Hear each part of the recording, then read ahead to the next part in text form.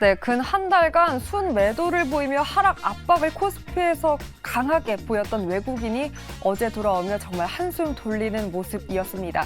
돌아온 외국인이 오자마자 사들인 건 바로 실적 대비 기대감에 비해서 약했던 반도체 대장주를 강하게 사들였는데요. 이에 따라 외국인 수급이 동반되며 삼성전자는 7만 원을 정말 코앞에 뒀고 SK하이닉스는 13만 원까지 뚫으며 52주 신고가를 달성하기도 했습니다. 이렇게 삼성전자, SK하이닉스와 함께 현대차, 삼성전기, 현대로템을 함께 강한 매수를 보였고요. 하지만 관건이었던 건 간밤에 또 미중 갈등이 부각되는 소식이 전해지면서 이러한 외국인의 포지션이 바뀔 수 있지 않을까 하는 우려감이었습니다. 하지만 다행인 건 코스피 안에서 외국인의 매수가 여전히 확인되고 있고요. 역시나 삼성전자, SK하이닉스를 오늘은 또 삼성전자 우선주까지 강하게 연속성을 보이며 순 매수를 보이고 있다는 겁니다. 제가 확인을 했을 때까지 삼성전자가 7만 원 선까지 돌파를 하기도 했는데 그 흐름이 이어지길 바라는 마음입니다. 그 밖에도 기아와 에코프로를 오늘 오전 9시 48분 기준으로 외국인은 사들였네요. 그럼 기관은 어제 어땠을까요?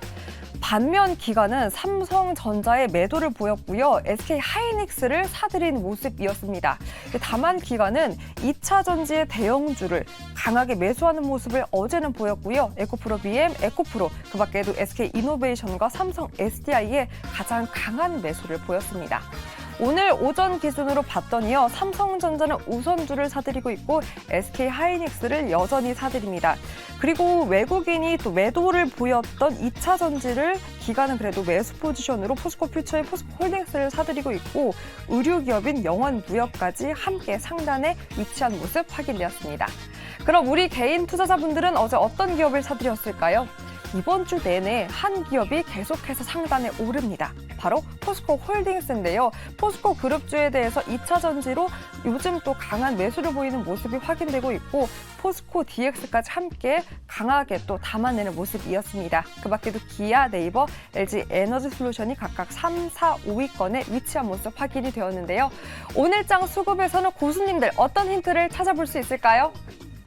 네, 오늘 수급 특징주 전체적으로 봤더니 외국인과 기관의 매수 상위에 삼성전자와 SK하이닉스가 나란히 이름을 올려놓고 있고요. 오늘 또 상승하고 있는 삼성전기에 대해서도 매수세 들어오고 있는 가운데 외국인이 또 기아 함께 사고 있고요. 기관 같은 경우에도 오늘 오르고 있는 종목 가운데 또 영업무역, 오늘 영업무역이나 한세실업 등의 종목들도 오르는 게 좀 특징적이긴 한데 이런 이제 OEM 관련한 기업들 오르는 게 이게 룰루레몬의 영향인지라는 그런 생각도 들고 또 미국에서 밤 사이에 소매 판매 지표가 또 호조를 보이면서 우리나라에도 이런 소비에 관련한 기업들이 또 오르는 건지라는 그런 생각도 듭니다. 이런 수급에서 좀 시장의 힌트를 좀 얻어보도록 하죠. 먼저 하창원 교수님이 전체적인 수급 특징을 한번 좀 짚어주실래요? 네, 일단 수급적인 부분으로 봤을 때는 이제 오늘도 외국인이 좀 사고 있거든요. 네. 전거래일에 반도체 쪽으로 수급이 강력하게 쏠리면서 오랜만에 샀죠. 네, 4천억 원 이상 좀 매수를 했는데 오늘도 이제 외국인이 좀 연속성 있게 매수를 해주고 있고요. 그 주체도 여전히 반도체인 것 같습니다. 그래서 반도체에 대한 이런 수급의 연속성이 나타나는 것들을 확인을 하시는 것은 상당히 좀 중요하지 않을까라고 보고 있고요. 거기에 비해서 이제 기관의 매도는 좀 나오고 있는데 아무래도 최근에 조금 매수 물량들이 있었기 때문에 그리고 또 금융투자의 매수 부분들이 좀 상당히 있었거든요. 그래서 거기에 따른 좀 단기적인 매물이 좀 출회가 되는 것이 아닌가라고 보고 있고요. 네. 코스닥 같은 경우는 외국인과 기관의 양매도 흐름들이 나타나고 있는데 이게 코스닥에서 코스피로 조금 큰 기업들이 다 옮겨오고 있기 때문에 맞아요. 지금 특정한 섹터로 좀 많이 쏠리고 있는 상황이죠. 그러다 보니까 해당 섹터가 조금 무너지게 된다라고 한다면 거기에 따른 수급이 좀 악화가 될 수 있기 때문에 그런 코스닥의 좀 특징이 최근에 좀 유지가 되고 있다라는 부분들 좀 체크를 해보시면 좋을 것 같습니다. 네, 오늘 사고 있는 이 종목들 중에서 이 종목은 좀 지켜볼 만하다라고 생각하는 종목 혹시 있나요, 대보고수? 저 같은 경우는 아까 전에 JB금융지주를 말씀을 드렸습니다. JB금융지주 같은 경우에는 52주 신고가를 쓰고 있고 최근에 기관 외국인이 계속해서 이제 은행에 대해서 특히 지역은행에 대해서 매수를 하고 있다라는 점. 네. 그 중에서도 JB금융지주는 아직까지는 횡령이나 뭐 아니면 좀 불미스러운 사고가 터지지 않았다라는 점.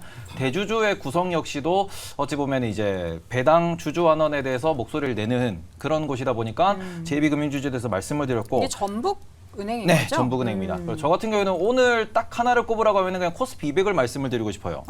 왜냐하면 중국 지표가 나온 이후에 지금 유럽의 선물 시장이 아주 강하게 반등을 하고 있고요. 네. 그리고 나스닥 선물 같은 경우도 강하게 반등 모습을 보이고 있고, 그다음에 항생 같은 경우에도 선물 시장에서 이제 반등을 좀 보이는 모습을 보이고 있습니다. 그리고 우리나라도 보니까 코스피 200을 기준으로 외국인들이 조금 매수를 하고 있어요. 그러니까 개별 종목보다는 지금은 완전 매크로 중심의 시장이 꾸려지고 있다 보니 이런 부분에서 국내 대형주들 조금 보셨으면 좋겠다라고 말씀을 드리고 싶고요. 국제유가가 중국 지표 발표랑 함께 떴습니다. 네. 그런데 그러고 나니 국제유가는 살짝 좀 떨어지는 모습을 보이면서 부담감 역시 완화하고 있다라는 점 참고하셨으면 좋겠습니다. 네, 그러면서 금융주 가운데서는 JB 금융지주 함께 체크를 해주셨고 이재규 고수도 들어볼까요? 네, 저는 오늘 한국무브넥스라는 기업에 대해서 말씀을 드리겠습니다. 한국 무브넥스? 네, 특징주죠. 이 자동차 부품 관련주인데. 오늘 또 자동차주 좋잖아요. 네, 그렇습니다. 뭐 기아도 괜찮고 현대차도 좋은 모습을 보이고 있는데 사실 우리가 이 자동차 부품주라고 한다면 성우하이텍이라든지 화신 같은 기업들을 많이 떠올릴 텐데 지금 한국무브넥스 같은 경우는 9월 달부터 굉장히 좀 독자적인 흐름이 나올 정도로 강한 모습을 보이고 있습니다. 이 회사가 지금 시장에서는 뭐 하이퍼 캐스팅이라든지 기가 캐스팅 내용들이 나올 때 한 번씩 부각되고는 있는데 네. 그 내용이 확실하게 확인되고 있지는 않습니다. 다만 현대차 쪽과 이제 현대그룹과 이제 조지아 쪽의 공장을 같이 진출한다라는 내용이 부각이 된 적이 있기 때문에 아무래도 자동차 부품 중에서는 가장 강하게 움직이지 않을까라고 기대가 되고 있는 부분입니다. 네. 방금 전에 뭐 JB 금융지주 같은 경우도 52주 신고가인데 이 한국무브넥스 같은 경우도 비슷한 형태를 띠고 있으니까 이 종목 역시 좀 관심 있게 보시면 도움이 될 것 같습니다. 네, 지금 14% 급등하면서 7,710원 선까지 올라섰습니다. 한국무브넥스 오늘 특징적인 종목으로 꼽아주셨고요. 이어서 우리 임순재 고수님은 어떤 종목 보실까요? 저도 자동차 관련주 조금 관심 있게 보시면 어떨까 싶습니다. 뭐 오늘 같은 경우에 뭐 자동차 관련돼서 뭐 전체적으로 강한 그런 모습을 보이고 있는데요. 왜 오르는 거예요? 이거 반사이익이에요? 도요타 쪽에 있어서. 그렇죠. 뭐 그런 것도 일단 있다라고 보시는 게 맞지 않을까 싶고요. 특히 이제 뭐 미국 내에서도 이제 판매가 계속 이제 호조를 보이고 있다라는 것도 긍정적으로 보셔야 될 것 같고, 여기에 이제 원화가 계속 지금 약세를 보이고 있기 때문에 뭐 원화 약세다라고 하게 되면 어떻게 보면 이 관련주들, 그러니까 이렇게 이제 수출이 많이 되고 있는, 오늘 어떻게 보면 그 이제 OEM 의류 OEM 관련된 주도 미국 소매 판매가 좋았다라는 측면도 있긴 하겠지만 원화 약세로 인해서 향후에 그 수익성도 개선될 것이다라는 기대감이 같이 반영이 됐다라고 보시면 될 것 같고요. 그런 관점에서 뭐 자동차 관련주들도 그런 관점으로 접근해 보시면 어떨까 싶습니다. 그 중에서 이제 서현이와 뭐 대형주기 때문에 많은 분들이 아실 걸로 이제 예상이 되고 있고요. 네. 일단 뭐 3분기 실적도 지금 뭐 전방 산업의 완성차 업체들의 실적이 좋아지면서 같이 좋아질 것이다라고 예상을 하고 있는 그런 상황입니다. 특히 현대차, 기아차의 미국 판매가 계속 호조를 보이고 있기 때문에 관련된 매출이 좀 증가할 가능성은 충분히 있다라고 보여지고요. 네.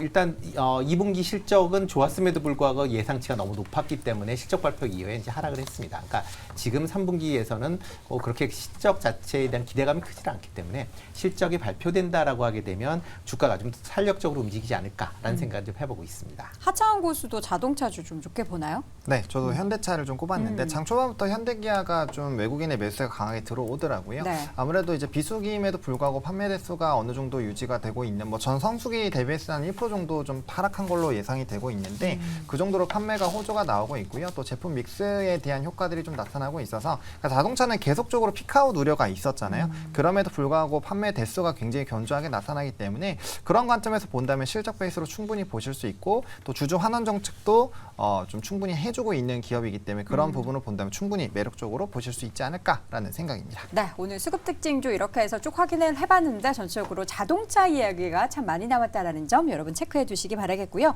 5가지 이슈에 대해서 모두 좀 탈탈 털어봤습니다. 그리고 마지막 주제에 대한 의견 보자면 서현이화, 임순재 고수의 탑픽 종목, 그리고 이재규 고수는 한국무브넥스, 하창원 고수는 현대차, HD 현대일렉트릭, 테이버 고수는 JB 금융지주를 오늘 탑픽 수급 특징주로 꼽았습니다. 자, 그럼 우리 시청자 고수분들은 또 어떤 의견 남겨주셨는지 확인해 봐야죠. 박세미 아나운서와 함께 체크해 보시죠.